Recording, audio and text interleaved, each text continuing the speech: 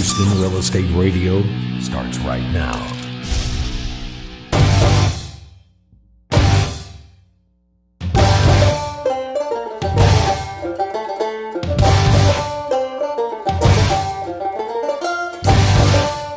Thanks for tuning in to Houston Real Estate Radio to learn more about real estate in our Houston market and information that you can use on your next real estate transaction. We always try to bring on people that can help you make decisions when it comes to buying and selling your properties. I'm Shanna Register. I'm James Brown. And you can find out more about our guest and the issues we bring you at HoustonRealEstateRadio.com. We videotape our segments, so if you miss any of the show today on the air, you can always find us online and get the whole show there. You can tweet us questions at hashtag HRER or give us a call and leave your questions at 281-882-8088. We do still have a few of those buyer guides, so if you call and leave a question and James and I answer it on the air for you, we'll be happy to send you a buyer's guide. So if you are thinking about buying, send us those questions. 281-882-8088. Today's show is sponsored by The Perfect Light. You can find them online at theperfectlight.com. Over in the Woodlands, they'll be happy to come out to your home, take a look at your landscape lighting needs, and give you a free estimate. So you can find them online at theperfectlight.com. They do a lot of outdoor lighting for both residential and commercial. So some great folks over there that can come out and give you a quote and get you some nice outdoor lighting for And mosquito misting. Yes. That's right. And this is the time of year when you really need that. So. Yeah. Fantastic. All right. Well, James and I have in the studio with us today David Bush. He is the program director for Preservation Houston. So really, we want to spend a couple segments talking with him and getting some information about Preservation Houston and what's going on in the Houston area with some of our historical properties, and want to just really talk about some of the things going on in our Houston area. We do have a lot of historical properties, both national historical properties, local, Texas historical properties. And local. More than most people think. Most people don't really think of Houston in those terms, but there are a lot. Yeah. So interesting. Does Houston have a lot of endangered properties? It varies. You know, so it's funny. It seems to come in waves. Sometimes it's very quiet, and it's like, oh, gee, people have gotten it, and it's okay. And then suddenly there'll be a whole wave of them. You have to remember, Houston came to this kind of late. We didn't have a historic preservation ordinance until 1995, and cities like Los Angeles had them in 1961, and that's what the city we're most often compared to is Los Angeles. So, until 95, we didn't have any local historic districts. We didn't have any locally designated landmarks.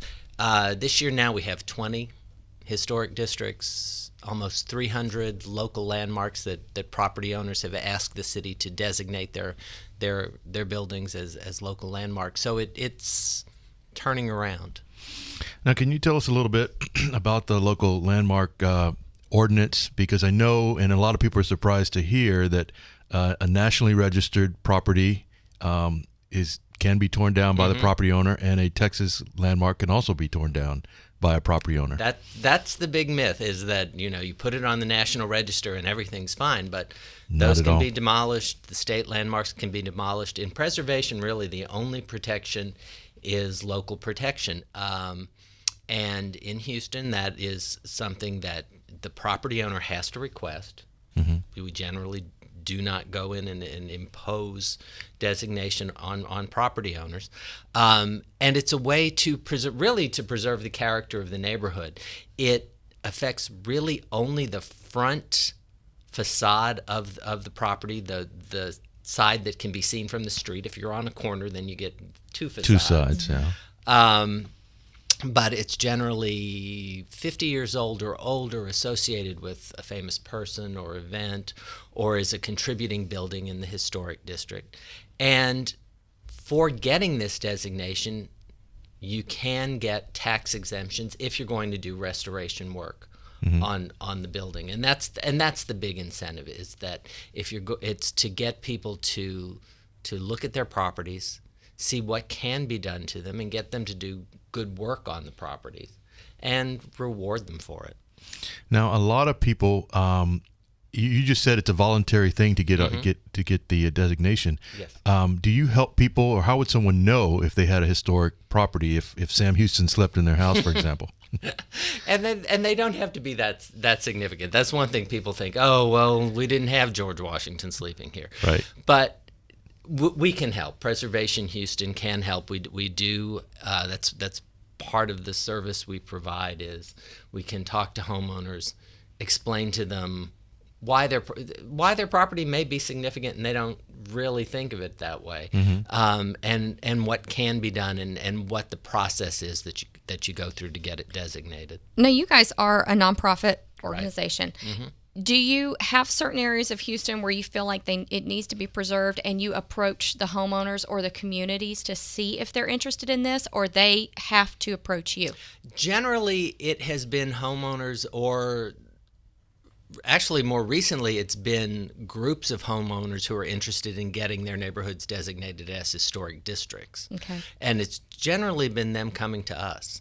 There's enough work out there for them coming to us that we don't really have to go looking for it a lot of the time. So, and you think the main incentive is because the homes need renovating, and this is a way that they can get a tax deduction? And for some, in some neighborhoods, it's just the recognition. People just want their homes recognized as being important. Mm-hmm.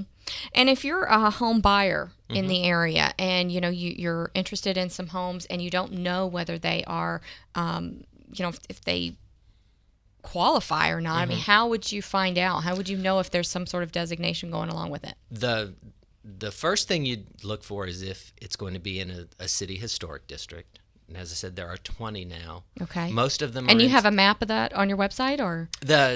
It's a really big map. Okay. but we can tell you. Okay. Just call y'all. Okay. Yeah. Most of them are going to be inside the loop. There's only one historic district outside the loop, Glenbrook Valley. Okay. So that's the first thing to look for. The designations do all travel with the deed, so it should be mentioned in any documentation for the property if it's been designated individually. So if you've gotten far enough along in the process, at some point the title company should tell you, or it's going to be in your title commitment. Yes. Okay. Or you should ask. Hopefully you should know before then, but worst case. Or we can tell you. Okay. Yep. So how does that affect, if you're in a historic district, your house may or may not be a contributing home, I understand. How does that affect your ability to do a tear down in a neighborhood that's older and build something new?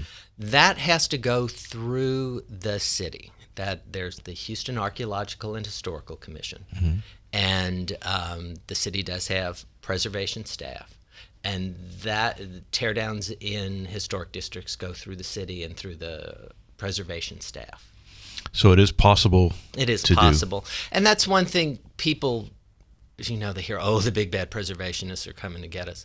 And you can add on, even contributing buildings. You can make additions to contributing buildings. You can paint them pretty much any color. You can paint them any color you want. Generally, a lot of them, if they're just being painted, it's a blessing on some of them. It doesn't affect how you landscape. It doesn't affect things like porch lights or mailboxes. It's to preserve the architectural character of the building.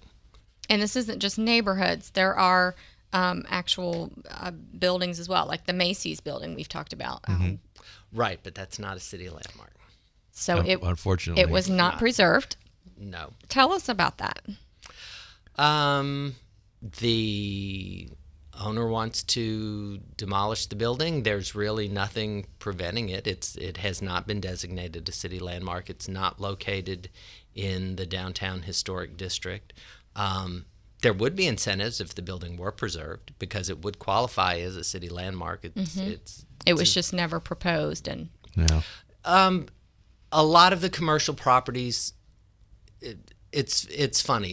It really all depends on the owner, and some of the owners really see that they have these important buildings that are important architecturally, and take a lot of pride in that, and they see that as a selling point. Sure. And they go out of their way to preserve them, and others just see it as a hindrance.